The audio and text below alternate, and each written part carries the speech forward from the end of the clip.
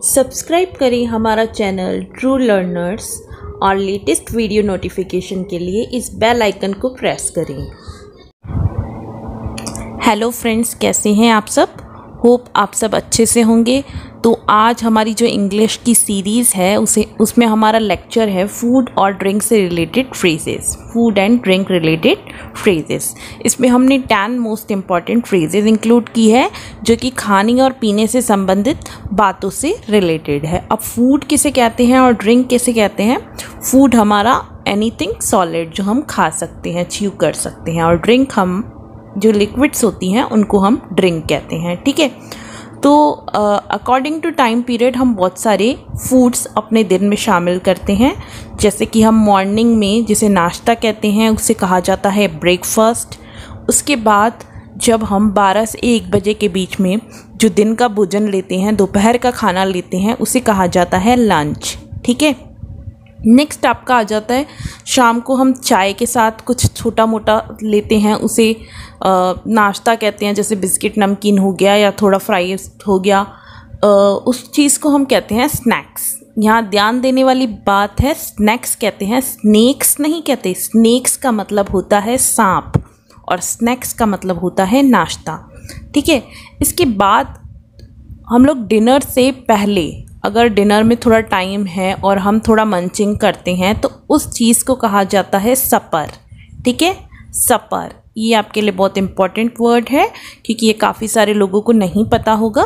सपर कहते हैं इवनिंग के खाने को। ठीक है, और लास्ट हमारा हो जाता है डिनर। ठीक है, डिनर हम कहते हैं रात के खाने को या रात्रि के भोजन को। तो हमारी 4 इम्पॉर्टेंट थिंग्स क्या हो गई? ब्रेकफास्ट, फिर लंच, फिर सपर और फिर डिनर। और इसके बीच में हम जो चाय नाश्ता लेते हैं उसे कहा जाता है स्नैक्स। ठीक है, तो अच्छा, एक और चीज़, वीकेंड पे कुछ लोग क्या करते हैं, ब्रेकफास्ट और लंच ना लेकर के एक साथ लंच लेते हैं, तो उस चीज़ को हम कहते हैं ब्रंच। ठीक है, ब्रंच।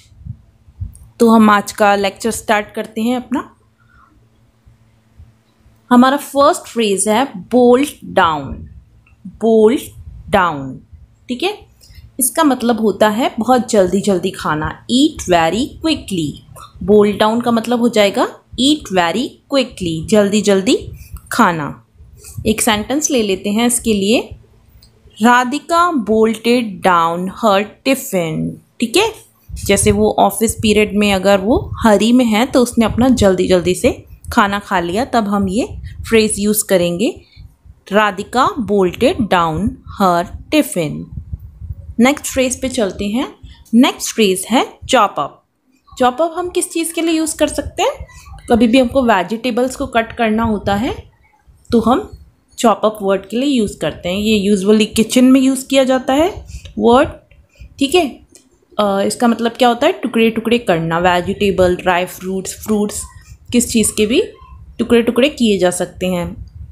ये हम फूड रिलेटेड पढ़ रहे हैं इसलिए चॉपअप का मतलब अभी हम यहीं तक पढ़ेंगे, नहीं तो चॉपअप के काफ़ी सारे मतलब और भी हो सकते हैं और जगह भी इसका यूज़ हो सकता है। ठीक है, तो चॉपअप का मतलब हो जाएगा आपका कट फूड इनटू पीसेस, यानी कि टुकड़े टुकड़े करना, जैसे अनियन को, वेजिटेबल्स को, फ्रूट्स को, किसी भी चीज़ को।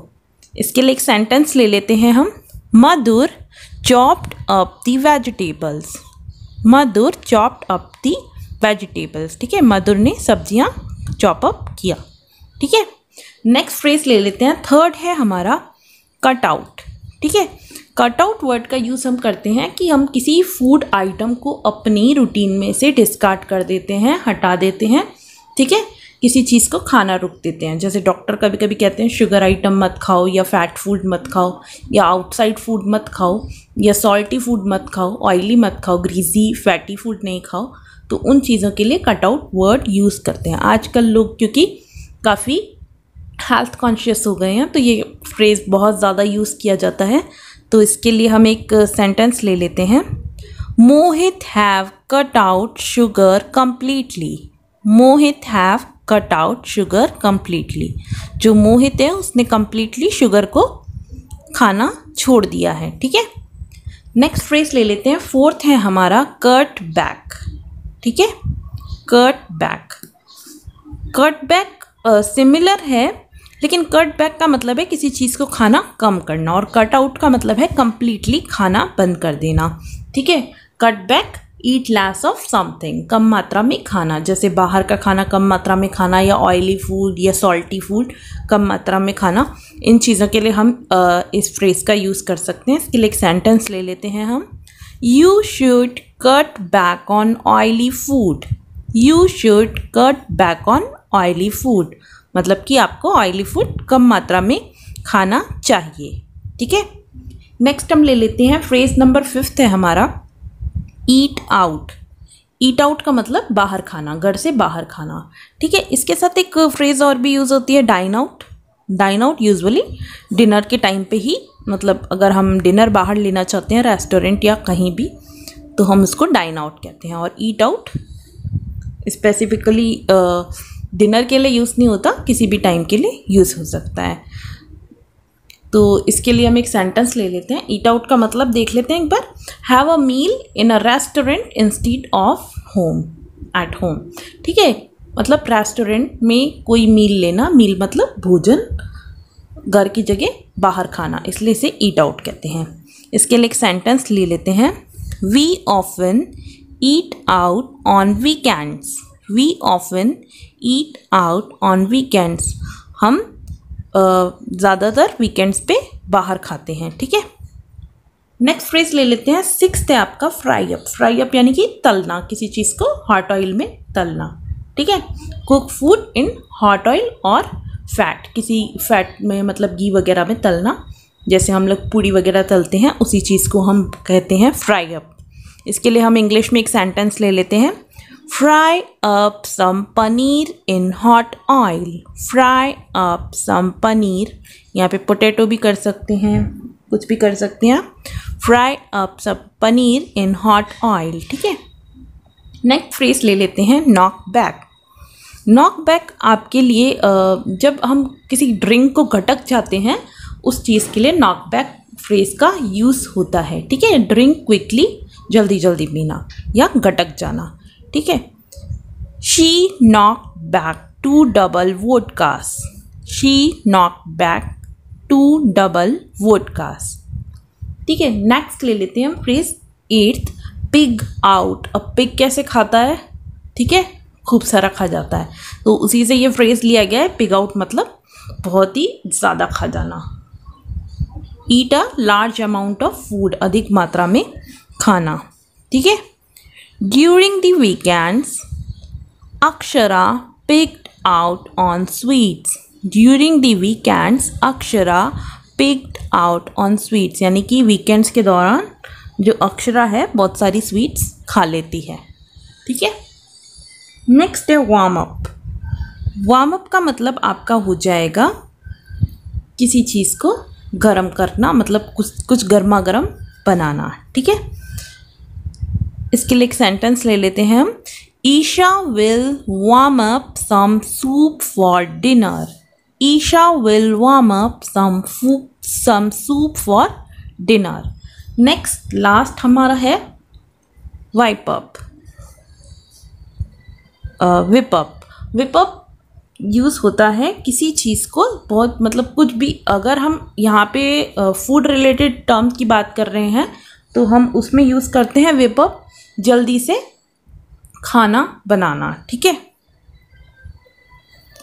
जल्दी से खाना बनाना।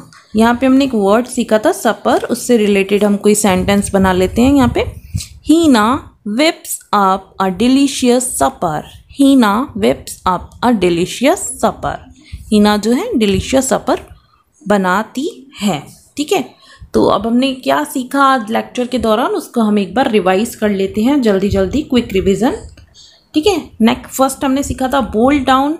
बोल डाउन का मतलब होता है किसी चीज़ को जल्दी जल्दी खाना। चॉप अप का मतलब वेजिटेबल्स, ड्राई फ्रूट्स या फ्रूट्स को कट करना।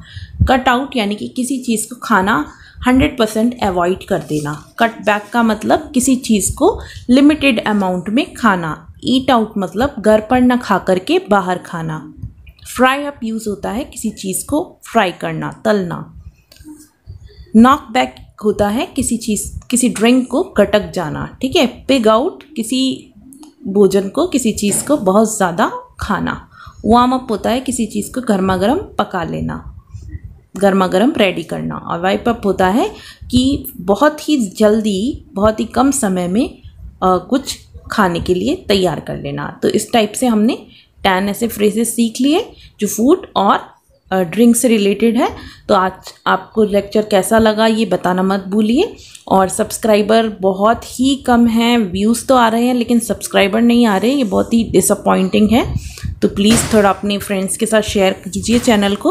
और आप किस टाइप के लेक्चर्स देखना चाहते हैं ये हमें कमेंट सेक्शन में बताइए, ताकि हम उसी टाइप के लेक्चर्स आपके लिए ला सकें।